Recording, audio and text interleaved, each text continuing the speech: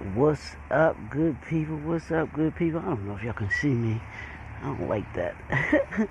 This might be a little better. Yeah, I think this is a little better. It's your boy, Dr. Leroy McKenzie Jr., the Impact Builder, coming to you on this brand new Monday morning. It's a new day. It's a new week, y'all. It's a new week. It's a beautiful day outside. We're starting fresh, getting started. Hope you had a wonderful weekend. Hope you did something fun. Hope you had some fun this weekend. But it's back to the grind. Y'all know what we do on Mondays. We get our mindset right. We motivate and we move. Mindset, motivate, and move. You got to have the right mindset. You got to be motivated, and then you got to move. Those three things, y'all. That's what we do on Mondays, y'all. That's what we're going to do on Mondays. That's what we do on Mondays. So, let's jump into it. Y'all know I got something for you. Yeah, it's a new week, so I got something for you. Last week, we talked about, we dealt with, excuse me, some more principles, the principles the steps to, the 10 steps to being a massive, successful entrepreneur, and leader. So the last 2 weeks we dealt with that. I'm sorry.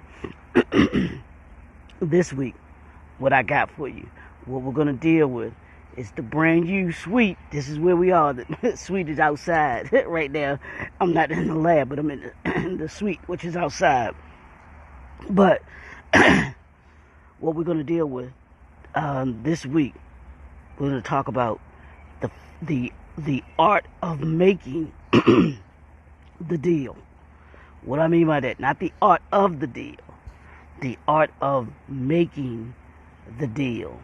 And it's 5 characteristics of deal makers. So this week I'm going to be dealing with deal makers. I'm going to give you some examples of deal makers, but I'm going to be talking about the characteristics that I believe that they have in order to be able to make them the great deal makers that they are. And as entrepreneurs, we are deal makers. You know, I know as deal makers, and I'll throw leaders in there too, but as entrepreneurs, you're deal makers.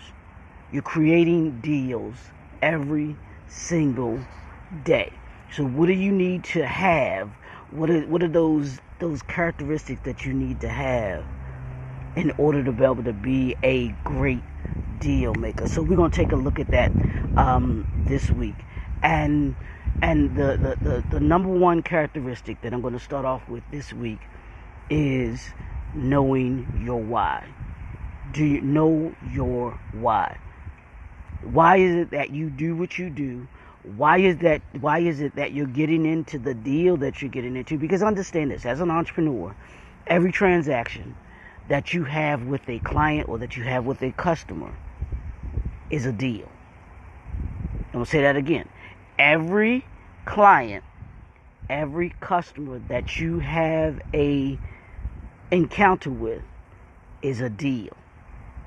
And what I want you to do is to be able to maximize those deals that you're going to be having this week. All we're dealing with, all we're going to do is focus on having these characteristics so that you can make those deals. Because I want you to get every deal you're supposed to get this week. We're deal makers. We are deal makers. As entrepreneurs, you are a deal maker. So, the first one is knowing why, but you got to know why. And I was watching, and I purposely watched it because I knew I was going to be talking about this week. But I purposely watched The Black Godfather. I watched the documentary, and if you aren't familiar with it, you can go on Netflix, put in the Black Godfather. His name is Terrence Avon. For those that don't know who this gentleman is, this is somebody that you need to know. And know about, I should say. Know about. I wish I could know him personally, but know about him and know who such a great man that he is, and deal maker. This man is someone who, some of the biggest deals that you can think about, the biggest name people you can think about, he has been a part of it. And it's funny. I was watching it again, watching the documentary again, and he made deals, and I'm gonna give you a couple of them, just a couple of examples of how much of a deal maker this man is. He, this was back in, I don't know, was it 60 something? Whenever Hank Aaron broke the home run record, right? He was Mr.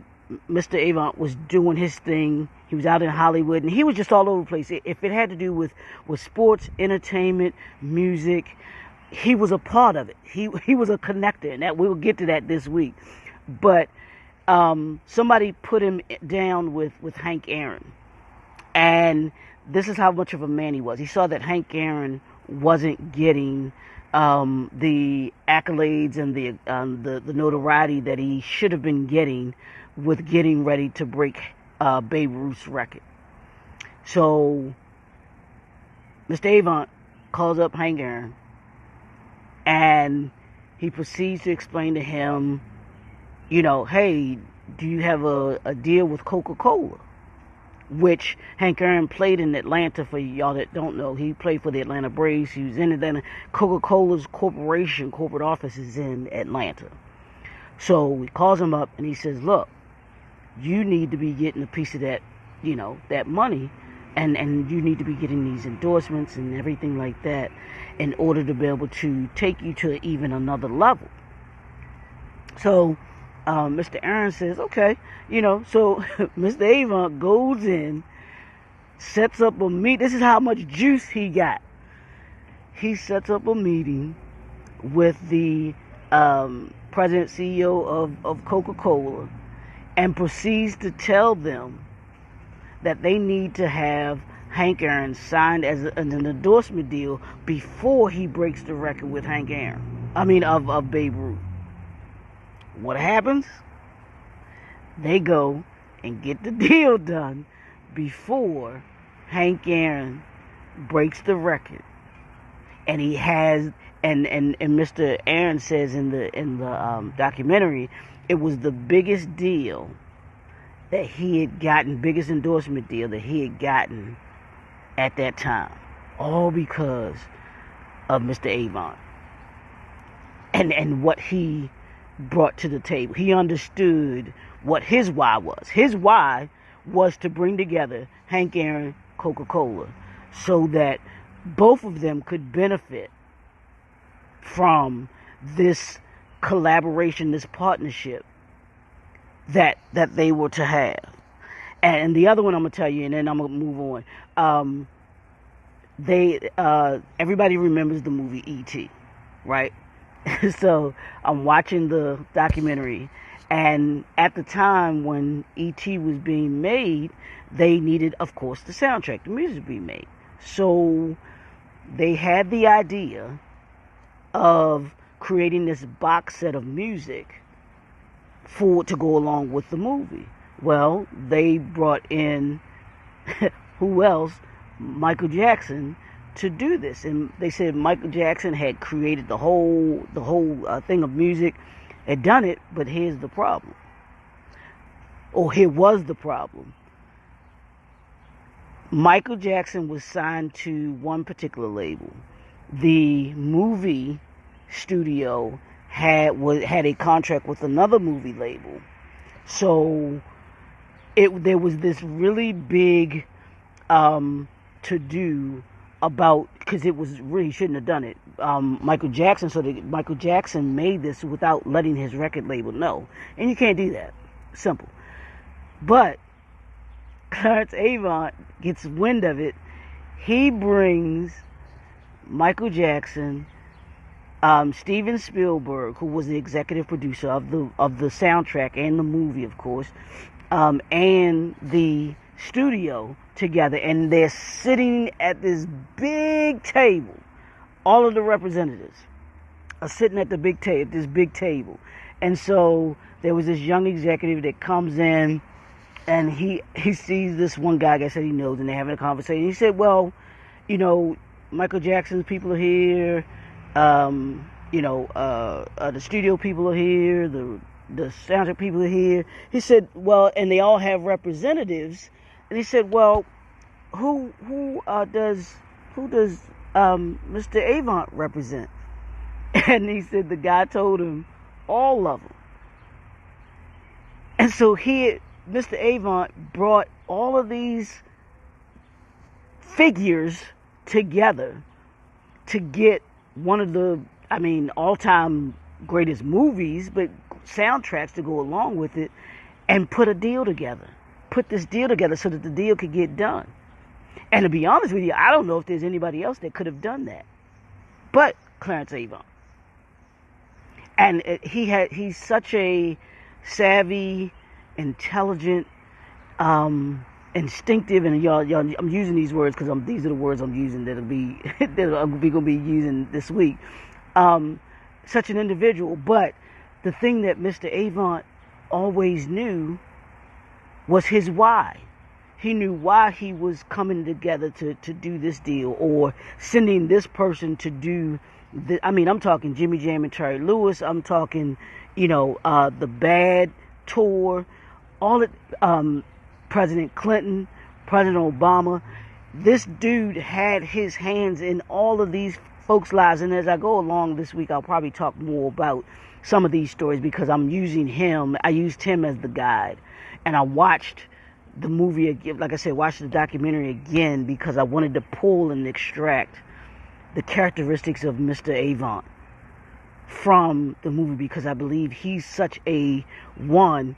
He encompasses the characteristics of a deal maker, and he's someone who has the savviness and the mastery to be able to create the art of making the deal.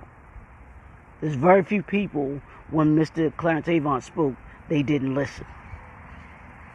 You ask most people in Hollywood, black Hollywood, of course. Well, actually, not just black Hollywood, but in Hollywood, in music, entertainment, and you say the name Clarence Avant, they know the name. If they don't know exactly all of what he is and what he encompasses, they know his name and the impact that he has had in politics. The same thing. I'm talking from Ambassador Andrew Young to President Clinton to President Obama. This man has been the deal. He's the deal maker. He's the connector. And one of the things, in order for you to be a connector, you have to know why you're connecting yourself, why you're connecting people. So this week, today, as you think about being the deal maker, know your why. Why are you connecting with that business partner or a potential business partner? Why are you connecting, collaborating with this corporation in order to be able to do this? Does your product or service meet the requirements of why you are dealing with someone? Know your why. That's the first thing that deal makers do. They know their why. They know why they're in the room. They know why they're talking to this individual, that individual. They know why they're at a networking event. They know why. Understand your why. And as you think about your why, it'll give you the ability to be able to assess, hey, going in, I can at least have initial conversations. I can at least, talk. How can I talk with this person or that person? This is what I'm bringing to the table. This is what I believe they can bring to the table. And you have that already in your mind, ready to be able to explain it to them, or to be ready to explain it to someone that's going to connect you with them, so that they can see it. So know your why.